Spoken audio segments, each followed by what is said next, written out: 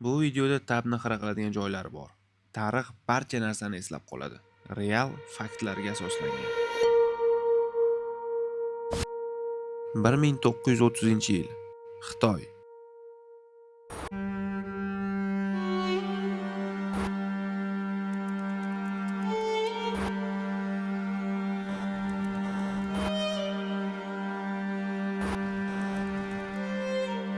Tasavvur qiling, sizni shifoxonaga olib kelishdi.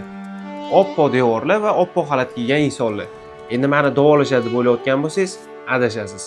Bu yerda insonlarni davolash emas, trillion tajriba quyoniga aylantirishadi va hech qanaqa narkozlarsiz har xil eksperimentlar insoniyat ustidan o'tkaziladi. O'ylayapsizmi? Bu kino emas, bu real haqiqat. Bugun men sizlarga Yaponiyaning eng qorong'u siri bo'lgan Unit 731 to'g'risida aytib bermoqchiman. Siz oldindan like bosib, obuna bo'lib qo'ying, unda boshladik.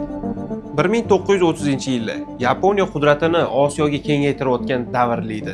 Aynan shu davrda harbiy shifokor Shiro Ishii biologik qurollarni kelajak urushining eng kuchli vositasi bo'lishiga ishondi. U hukumatni maxfiy laboratoriya tashkil etishga ko'ndirdi. Xitoyning Xarbin shahri yaqinida qurilgan. Rasmiy hujjatlarda bu epidemiya markazi edi. Aslida esa bu o'lim fabrikasi edi. Unit 731 xodimlari mahbuslarni ism bilan emas, Maruta deb atashardi. Yapon tilida bu so'z yog'och g'o'la degan ma'noni anglatardi. Ular uchun insonlar oddiy emas, oddiy tajriba obyekti edi. Mahbuslar orasida xitoyliklar, koreyslar, sovet fuqarolari va hatto bolalar ham bo'lgan. Keyingi gaplar bundan ham og'ir bo'lishi mumkin. Tarixiy ma'lumotlarga qaraganda 731 xodimlari turli kasalliklar yuqtirishgan, sovuqni inson tanasida ta'sirini o'rganishgan, biologik qurollarni sinab ko'rishgan, tirik mahbuslar ustida narkozsiz operatsiyalar o'tkazishgan. Bularning barchasi ilm-fan nomi ostida amalga oshirilgan. Insoniyat taraqqiyot uchun xizmat qilishi kerak ilm ba'zan eng dahshatli qurolga aylanishi mumkinligini Unit 731 isbotlab berdi. 1945-yil urush tugadi va Unit 731 hamma izlarni yo'q qilishga harakat qilardi. Binolarni portlatdi, hujjatlar yoqib yuborildi, guvohlar yo'q qilindi. Ammo sirlar abadiy yashirin qolmadi. Yillar o'tib sobiq xodimlarning ko'rsatmalari tufayli dunyo haqiqatni bilib oldi.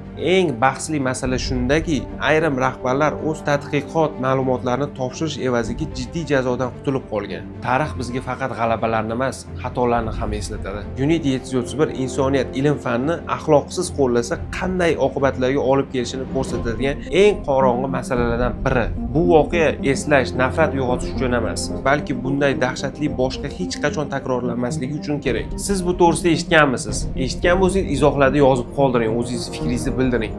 Bizning kanalga obuna bo'lib, like bosib qo'ying, keyingi video nima to'g'risida bo'lishini ham yozib keting. Hammaga xayr, sog' bo'linglar, keyingi videoda ko'rishguncha.